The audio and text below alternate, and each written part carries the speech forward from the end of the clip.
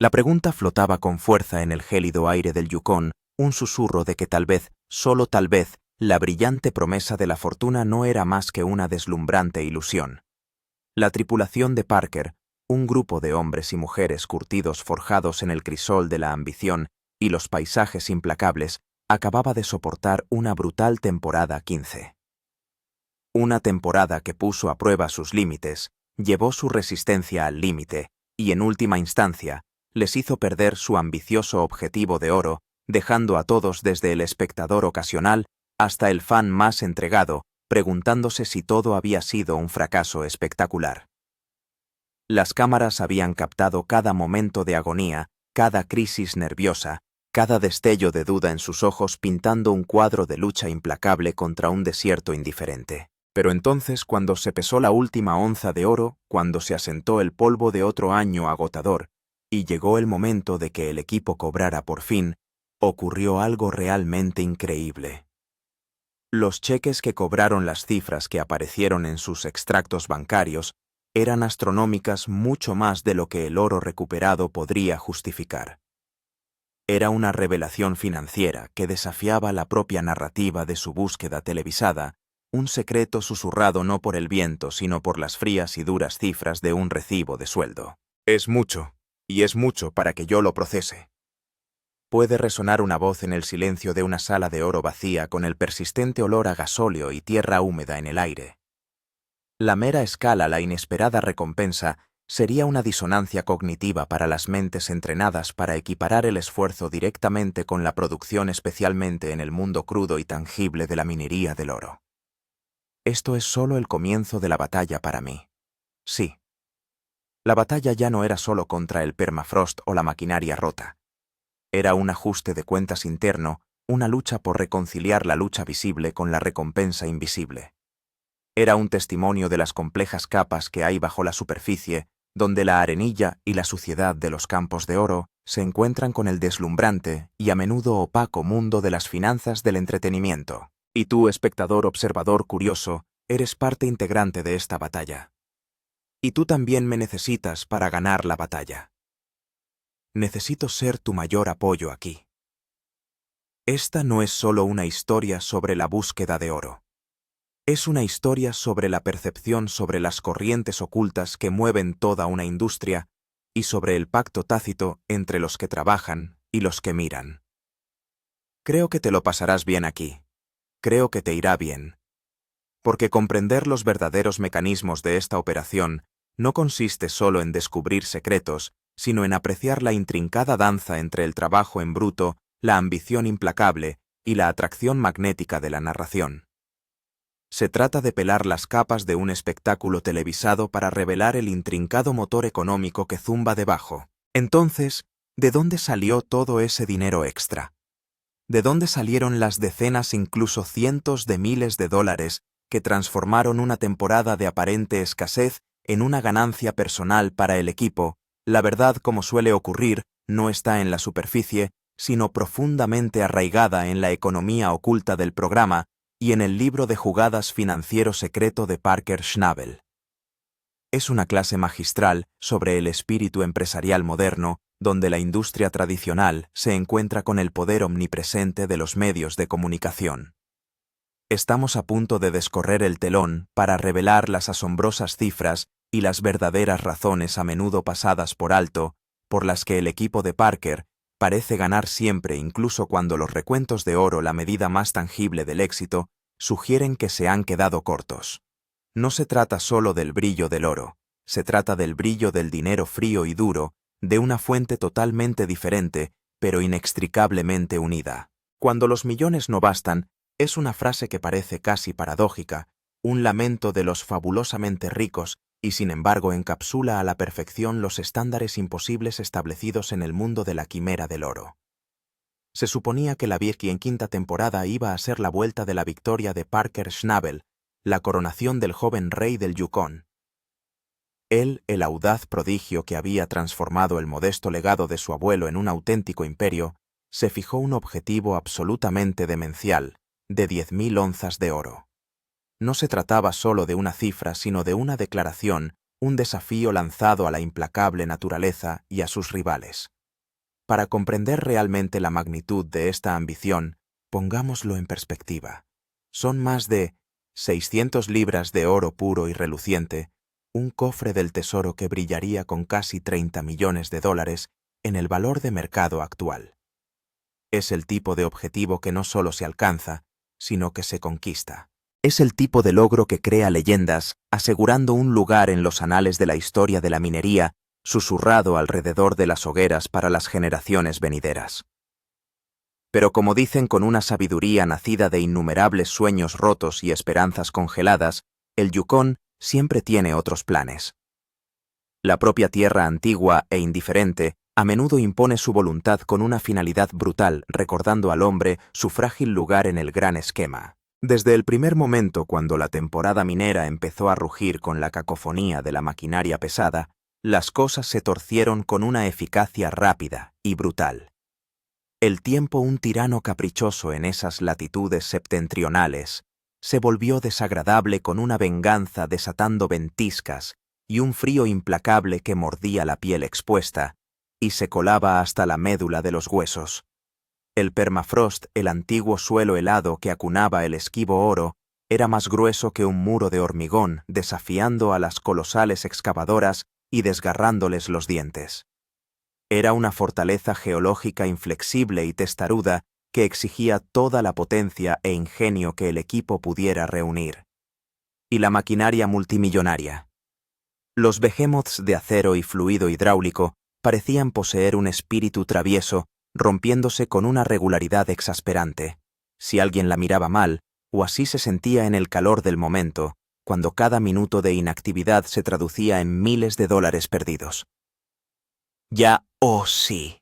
Los gritos de exasperación de la tripulación grabados por la cámara hablaban por sí solos del incesante aluvión de fallos mecánicos. Es esto. Tío, es bastante salvaje que una cosa reviente así. Sí. Sí. Se rompió el ojo justo en el extremo. Sí se rompió.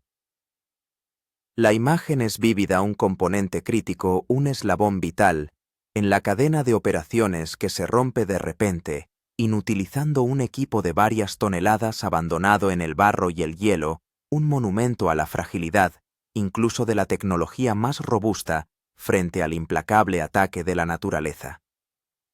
El peso de estas averías, no solo en términos de coste financiero, sino también por el golpe aplastante que suponían para la moral, era inmenso.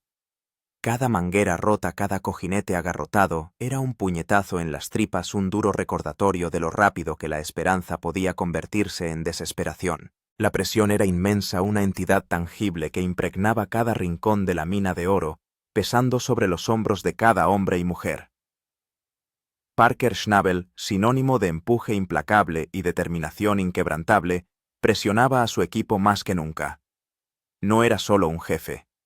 Era un director de orquesta, orquestando una sinfonía de resistencia humana y fuerza mecánica contra el telón de fondo de un desierto indiferente. Hablamos de jornadas laborales de 16 horas, un trabajo incesante que se extendía desde la primera luz vacilante del amanecer hasta el frío abrazo de la luna, 7 días a la semana durante meses. No se trata del típico trabajo de 9 a 5, en el que el fin de semana ofrece un respiro, una oportunidad para recargar las pilas y volver a conectar con la civilización. Se trata de un maratón agotador que aplasta el alma sin línea de meta a la vista, solo la exigencia siempre presente de seguir empujando, de seguir cavando, de seguir procesando. Es curioso cuando lo piensas. Reflexiona uno secándose el sudor y el barro con las líneas del cansancio profundamente marcadas en la cara. La mayoría de la gente se queja de un turno de 8 horas, pero estos tipos están ahí fuera en el barro helado el doble de tiempo sin fines de semana libres. El contraste es marcado y pone de relieve el extraordinario compromiso que exige perseguir el sueño dorado. Es una vida definida por los extremos donde la comodidad es un recuerdo lejano y la perseverancia es la única moneda que importa. El sueño de las 10.000 onzas, que una vez fue un brillante faro de esperanza, se convirtió rápidamente en una pesadilla, un miembro fantasma dolorido, por la tensión constante de una ambición inalcanzable. Y ante la cruda realidad, Parker, siempre pragmático, tuvo que tomar una decisión difícil. Redujo el objetivo a unas más realistas. 8.000 onzas, una concesión a las brutales realidades de la temporada, una retirada estratégica ante las abrumadoras probabilidades. Fue una decisión dolorosa, una admisión tácita de que ni siquiera su formidable voluntad podría doblegar al Yukon por completo a sus deseos. Sin embargo, incluso con las expectativas reducidas, la lucha era real, una presencia constante y desgarradora. Cada día era una batalla, una lucha campal contra los elementos, contra los fallos mecánicos y contra sus propias y menguantes reservas de energía. Una sola avería en una planta de lavado, esos monstruosos artilugios como Big Red o Slucifer, podía costarles decenas de miles de dólares en tiempo perdido cada hora que pasaba. Era una hemorragia de ganancias potenciales. Estas máquinas eran el corazón de la operación, separando el preciado oro de toneladas de tierra cruda, y su incapacidad significaba la parálisis de toda la empresa. La tripulación. Un grupo de almas cansadas pero desafiantes, funcionaba a toda máquina, agotada física y mentalmente, con el cuerpo dolorido y la mente nublada por la fatiga. Lo estaban dando todo, volcando cada gramo de fuerza y determinación en la monumental tarea, pero el oro no aparecía en las cantidades que necesitaban desesperadamente, ocultándose obstinadamente en el antiguo suelo. Al final, después de toda la sangre, el sudor que se congelaba en sus frentes y el omnipresente barro que se pegaba a cada bota y prenda, el pesaje final fue un golpe en las tripas, un momento de profundo anticlímax. Habían extraído 6.837 onzas. Eso es una montaña de oro, un testimonio tangible de sus esfuerzos hercúleos, por un valor asombroso de 18,3 millones de dólares. Su peso y su frío brillo metálico deberían haber sido motivo de celebración. Sin embargo, el aire estaba cargado de una emoción diferente. El sonido de la gratitud. Gracias, Tony. Gracias, Tony. Sí, se sentía casi hueco, un educado reconocimiento frente a algo que se sentía como una profunda derrota personal. Debería ser un lugar muy concurrido este año si logramos atravesar todo ese terreno, sobre todo cuando se pone en marcha Slucifer. Sigan trabajando. Gracias, chicos.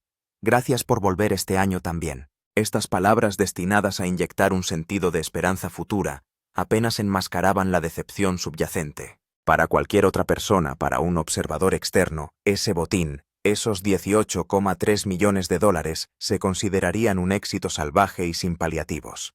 Un logro monumental para cualquier estándar comercial. Pero para un equipo que había estado persiguiendo una cifra mucho mayor, para un líder que se había atrevido a soñar con 10.000 onzas, se sintió como un fracaso, un doloroso déficit frente a sus propias expectativas. Por primera vez, en 14 años consecutivos de implacable y triunfal actividad minera, Parker Schnabel se había fijado un objetivo, y para que todo el mundo lo viera, no lo había alcanzado. La expresión de sus rostros, marcada por el agotamiento, la decepción y un profundo cansancio, lo decía todo. Estaban agotados física y emocionalmente, mirando una montaña de oro que les parecía más pequeña que el objetivo que no habían alcanzado. Pero lo que ellos, y lo que es más importante, lo que los millones de espectadores no sabían, era que el verdadero día de pago, la verdadera medida de su recompensa de la temporada, estaba a punto de hacer que este aparente fracaso se sintiera como la mayor victoria de sus vidas. El recuento de oros tan meticulosamente documentado y tan angustiosamente expuesto solo contaba la mitad de la historia. La otra mitad era mucho más brillante, mucho más asombrosa, y estaba casi totalmente oculta. Cobrar los cheques de Hell's Acre. El propio nombre evoca imágenes de lucha y condena, un apodo apropiado para un lugar que exige tanto. Después de una temporada que les ha llevado al borde del colapso físico y mental, después de soportar el trabajo incesante, los fallos mecánicos y la aplastante decepción de un objetivo fallido, cómo es en realidad el día de pago para la tripulación de Parker. Aquí es donde las cosas se vuelven realmente alucinantes, donde la sabiduría convencional sobre la minería del oro se evapora sustituida por una realidad que es mucho más compleja y financieramente sólida de lo que uno podría imaginar. Vayamos al grano, despojémonos de los relatos dramáticos y centrémonos en los fríos y duros números que realmente impulsan esta operación. Un minero principiante en el equipo de Parker, alguien que acaba de empezar con cara fresca y gana unos $28 la hora. Es un salario que supera con creces el de muchos trabajos manuales duros, sobre todo teniendo en cuenta la naturaleza estacional del trabajo. Pero aquí está el truco, el detalle crucial, que infla ese salario por hora hasta convertirlo en una suma considerable, una semana laboral típica, bajo las órdenes de Parker, un hombre que exige dedicación absoluta y lleva a su equipo al límite dura casi 75 horas. Es un compromiso de tiempo y energía física casi inimaginable, un horario que apenas deja espacio para nada más que el trabajo, el sueño y las necesidades más básicas. Si echamos cuentas y tenemos en cuenta las agotadoras horas extraordinarias, el nuevo trabajador, el novato que quizá esté aprendiendo a manejar maquinaria pesada o a limpiar el suelo, obtiene unos ingresos brutos de unos $2.590 en una sola y agotadora semana. En el transcurso de una temporada minera completa de 6 meses, ese minero novato, con poco más que agallas y ganas de aprender, puede llevarse unos $65.000. Y eso sorprendentemente, antes de mencionar siquiera las primas por rendimiento. Ese es solo el punto de partida, la base, para los que soportan el barro y las máquinas. Para los miembros más experimentados de la tripulación, los veteranos con las manos curtidas y los ojos llenos de sabiduría tras muchas temporadas luchando en el Yukon, la situación es totalmente distinta. Sin embargo, la frustración del potencial no alcanzado sigue resonando incluso para ellos. Es muy frustrante tener tanto terreno y tanto oro en él, y con los problemas financieros a los que nos enfrentamos ahora, es como si no existiera. Este sentimiento subraya la tensión siempre presente entre la promesa geológica de la Tierra y los obstáculos operativos que a menudo la ocultan.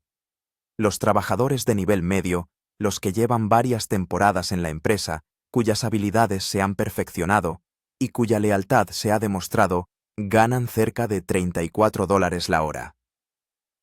Su experiencia se traduce directamente en salarios más altos, un reconocimiento de su mayor valor para la operación. Sin embargo, el dinero de verdad, las sumas que realmente cambian la vida, van a parar a los trabajadores cualificados, los pocos de valor incalculable cuya pericia es fundamental para el éxito de toda la empresa. Son los operadores de maquinaria pesada, los maestros de las excavadoras y los bulldozers, capaces de maniobrar equipos de varias toneladas con la precisión de un cirujano. Estos son los mecánicos, los héroes anónimos, que mantienen a las frágiles bestias mecánicas, rugiendo, diagnosticando y arreglando problemas complejos, a temperaturas bajo cero, con las manos manchadas de grasa. Y estos son los capataces, los líderes sobre el terreno, que gestionan la intrincada logística de mover toneladas de tierra y coordinar a sus equipos. Estos veteranos de los yacimientos auríferos, con sus conocimientos especializados y años de experiencia, pueden llegar a ganar entre $80.000 y $100.000 por temporada.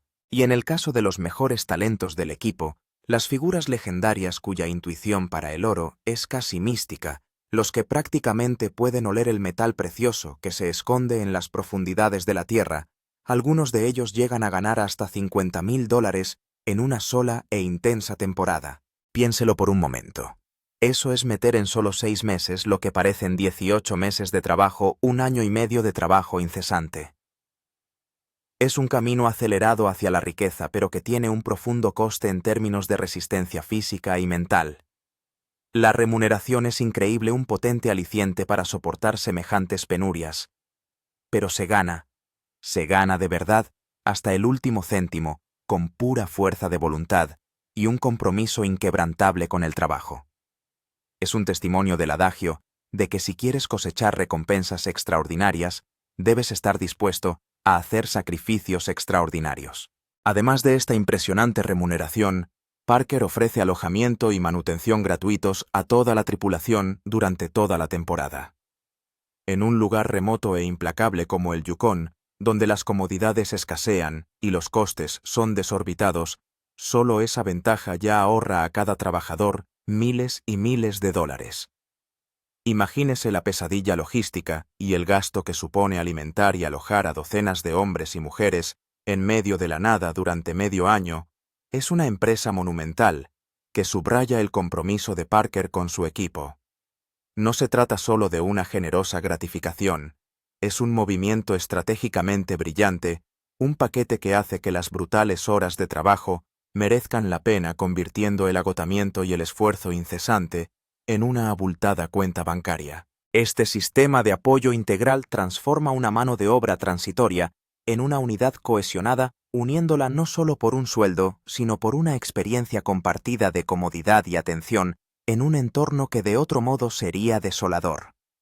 Es una inversión calculada en su capital humano, reconociendo que una tripulación bien alimentada y alojada es una tripulación productiva y leal, hermandad, primas y honestidad brutal.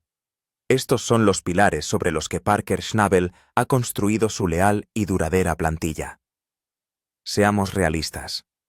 Uno no aguanta jornadas de 16 horas en el gélido Yukon cubierto de barro y luchando contra maquinaria averiada solo por un salario decente por hora, por muy bien que suene sobre el papel.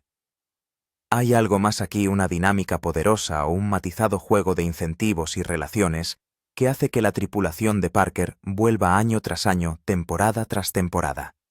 Comienza con una estrategia simple pero profundamente brillante, su sistema de primas basado en el rendimiento. Parker, un astuto hombre de negocios con una comprensión intuitiva de la naturaleza humana, sabe que para mantener a su equipo funcionando a un ritmo sobrehumano, esforzándose más allá de lo que parece posible, necesitan algo más que un salario normal.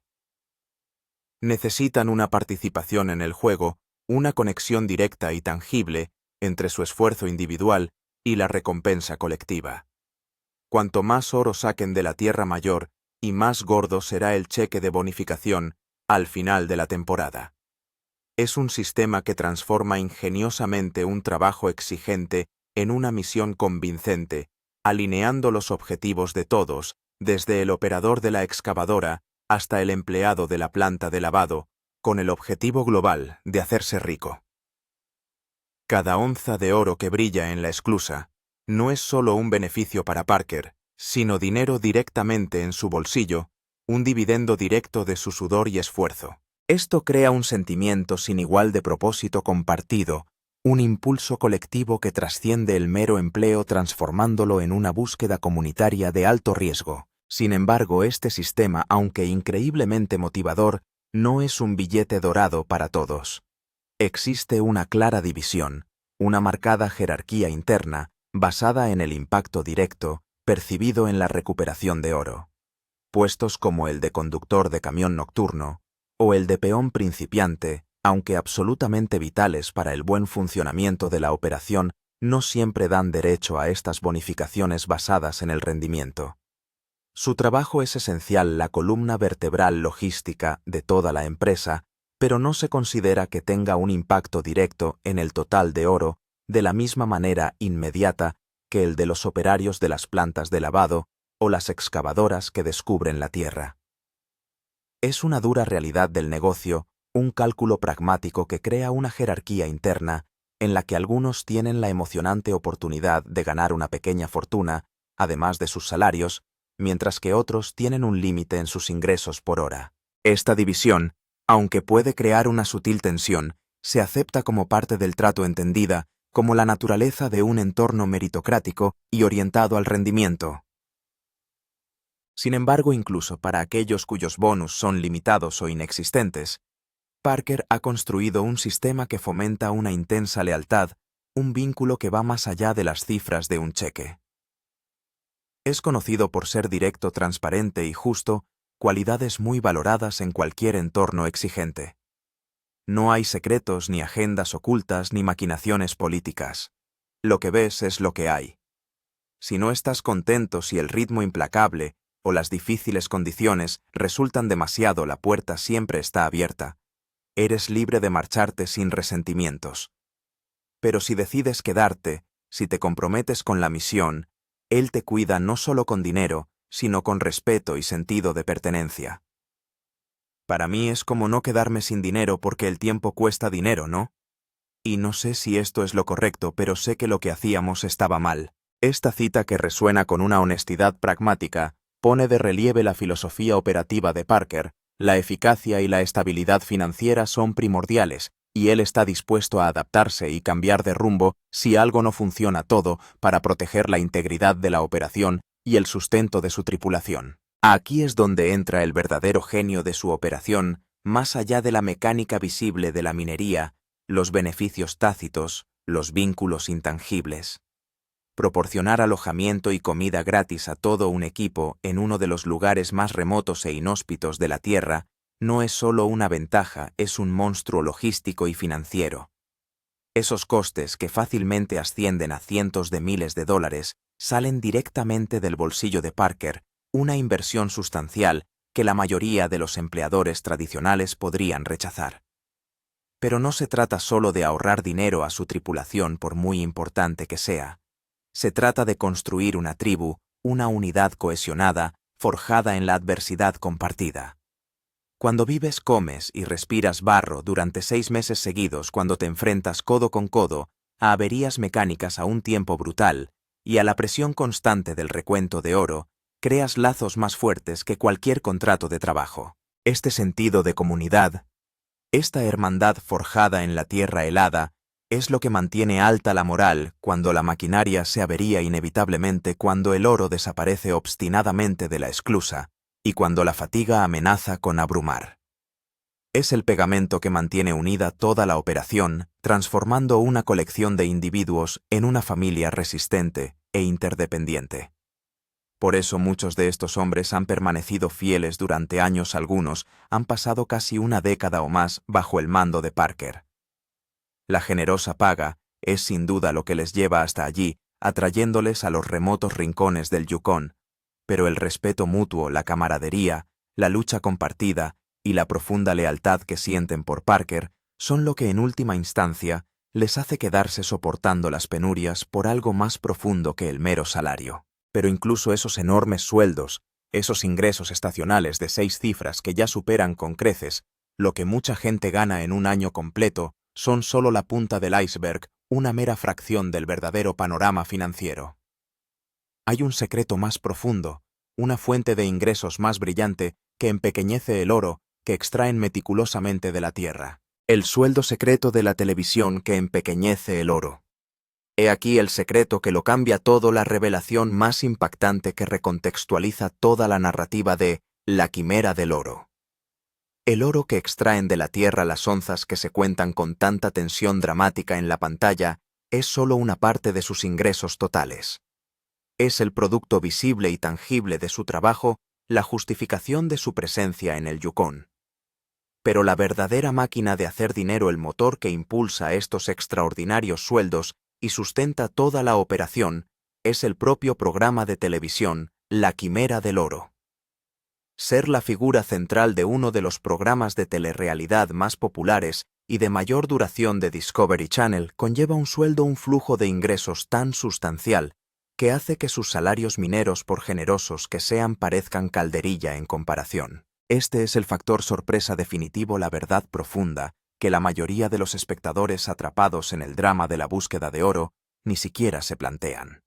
Es la capa oculta de la cebolla, y una vez pelada, altera la percepción de cada desafío, cada avería, cada triunfo. Desglosemos estas cifras absolutamente asombrosas para comprender realmente la magnitud de esta revelación financiera.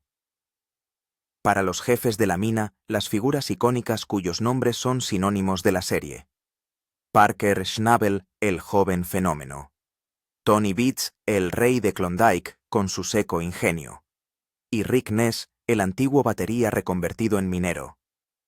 Se calcula que el pago por episodio oscila entre la asombrosa cifra de $25,000 y $3,000. Considere la temporada típica de La Quimera del Oro, que suele tener unos 20 episodios cada uno de ellos, una narración cuidadosamente elaborada de lucha y perseverancia. Saque usted las cuentas. Parker, la figura central, y posiblemente el mayor atractivo del programa, podría estar ganando más de $500,000 por temporada solo por su presencia ante las cámaras, por permitir que éstas documenten su incesante búsqueda de oro. No se trata de un ingreso suplementario, sino de una fortuna principal consecuencia directa de su poder de estrella y de la popularidad duradera de la serie. Pero no solo los jefes sacan provecho de esta brillante mina de oro mediática. Los miembros del reparto, las caras conocidas que se ven manejando diligentemente el equipo, maniobrando con pericia las enormes excavadoras y pesando meticulosamente el oro, también reciben jugosas recompensas por su participación.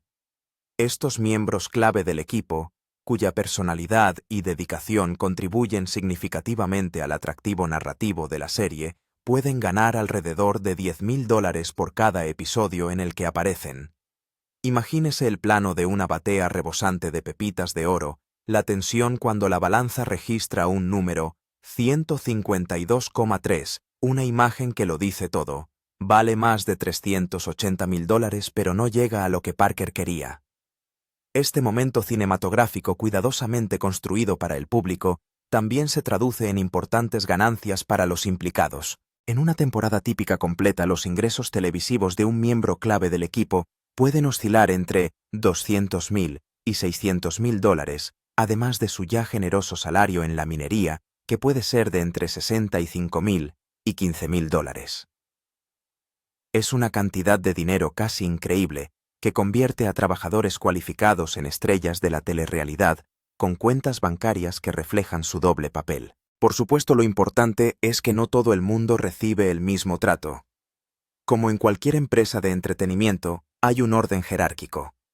Los miembros veteranos del reparto que llevan años en la serie, que se han ganado un gran número de seguidores y cuyos argumentos son fundamentales para el atractivo de la serie, como el propio Parker, son los que se llevan la mayor parte. Su longevidad y su presencia consolidada les confieren un gran poder de negociación. Los recién llegados, aunque sin duda ganan bien, tienen que demostrar su valía, su carisma en pantalla y su capacidad para contribuir al drama de la serie antes de poder negociar esas tarifas más altas. Así funciona el mundo del espectáculo, una mezcla de talento, permanencia y valor de mercado. Esta fuente secreta de ingresos replantea por completo el espectáculo, transformándolo de una empresa minera pura y dura en una empresa híbrida en la que la búsqueda de oro se entrelaza con la producción de una televisión atractiva. La presión por encontrar oro sigue siendo innegablemente real. Impulsa la narración, crea la tensión inherente y proporciona la medida tangible del éxito o el fracaso que el público ansía. Pero la red de seguridad financiera que proporciona el programa es enorme, un apuntalamiento sólido que mitiga los riesgos inherentes de una industria volátil. Explica por qué pueden asumir riesgos tan grandes y aparentemente audaces como la compra multimillonaria de Dominion Creek por parte de Parker. No solo apuestan por el oro del subsuelo, una propuesta arriesgada incluso para los mineros más experimentados, apuestan igualmente, si no más, por el drama que supone perseguirlo, por la convincente historia humana de ambición, lucha y perseverancia que cautiva a millones de personas. Y para la cadena de televisión, para Discovery Channel, ese drama, esa historia humana, vale literalmente su peso en oro. Es una relación simbiótica. El oro aporta la autenticidad y el escenario, mientras que la producción televisiva proporciona la estabilidad financiera y la plataforma global, creando un ecosistema autosuficiente de riqueza y entretenimiento. Pero ¿qué hay de la fortuna personal de Parker con todo esto? Más que un minero. El director general del oro. Resulta casi difícil de creer cuando se da un paso atrás y se observa realmente la extraordinaria trayectoria de Parker Schnabel. No era solo el nieto de una leyenda, un joven que heredaba un legado. Era un adolescente apenas salido del instituto que tomó un legado familiar que se desmoronaba y con una intensidad y una perspicacia casi aterradoras lo forjó en un imperio reluciente y bañado en oro. Transformó una operación a pequeña escala en un monstruo multimillonario una hazaña que impresionaría a cualquier empresario, experimentado por no hablar de uno tan joven. Pero, ¿cuándo se convirtió realmente en la potencia minera, el empresario implacable y la personalidad televisiva que conocemos hoy? Hay que remontarse a la 9ª temporada, un año crucial que cimentó su estatus. Fue el año en que no solo cumplió las expectativas, sino que las rompió por completo, dejando a sus rivales en el polvo y asombrando incluso a los veteranos mineros más hastiados. ¿Se imagina extraer más de 7.400 onzas de oro de un suelo implacable, un volumen casi inconcebible de metal precioso? Ese botín no fue solo un récord. Fue un acontecimiento sísmico en el mundo de la minería del oro valorado en más de 8 millones de dólares. Las cifras pronunciadas con una mezcla de asombro y agotamiento se convirtieron en legendarias. Nuestro total de la temporada, porque nuestro oro es de 7.000 onzas, 7.427,25 onzas. Y a partir de ese momento Parker Schnabel se negó a mirar atrás con los ojos fijos en el horizonte, siempre yendo a por más, siempre yendo a por cotas más altas. Al año siguiente, desafiando todos los pronósticos y la volatilidad inherente al sector, sus operaciones superaron la barrera de los 10 millones de dólares, un testimonio de su constante capacidad para ampliar, innovar y extraer el máximo valor de sus yacimientos. Aún más reveladora fue su actuación cuando el mundo entero se paralizó durante el paro mundial, un periodo de incertidumbre económica sin precedentes y de parálisis operativa para innumerables empresas. El equipo de Parker, sorprendentemente, no solo sobrevivió, sino que prosperó demostrando una increíble resistencia y capacidad de adaptación. Obtuvieron la asombrosa cifra de 7.500 onzas, lo que se tradujo en unos asombrosos ingresos de 14 millones de dólares, testimonio de su liderazgo y de la inquebrantable dedicación de su equipo, incluso en las circunstancias más difíciles. Las cifras son astronómicas y dibujan un panorama de crecimiento incesante y éxito sin parangón, muy alejado de la explotación minera media. Pero esto nos lleva a la verdadera pregunta, la que persiste en la mente de muchos con todo ese oro que sale de la tierra año tras año, con millones y millones de ingresos generados. ¿Qué gana realmente el propio Parker con ello? ¿Cuál es su salario personal por el enorme volumen de oro que extrae? Las fuentes, que reúnen diversas estimaciones y conocimientos del sector, sugieren que solo de la operación minera su salario personal se sitúa en algún lugar entre unos considerables $600.000 y un asombroso $1 millón por temporada. Esta es su recompensa por el inmenso riesgo que asume, por el liderazgo que proporciona y por el duro trabajo de gestionar una empresa tan compleja y arriesgada. Pero si crees que ahí acaba la historia, si crees que $1 millón por temporada procedente de la minería es la suma total de su riqueza, solo estás viendo una pieza de una maquinaria financiera mucho más grande e intrincada.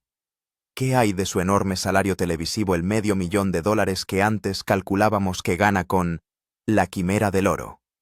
Hay que sumarlo a toda una cartera de otras fuentes de ingresos que le convierten en una marca global más que en un simple minero. Estamos hablando de lucrativos patrocinios con fabricantes de maquinaria pesada o empresas de suministros mineros deseosas de asociar sus productos a su imagen de éxito y determinación. La venta de artículos de merchandising, desde ropa de marca hasta recuerdos de temática minera, saca provecho de su popular imagen. No cabe duda de que gana derechos de televisión por las reposiciones y la distribución internacional de la Quimera del Oro, lo que amplía sus ingresos mucho más allá de la emisión inicial de los episodios.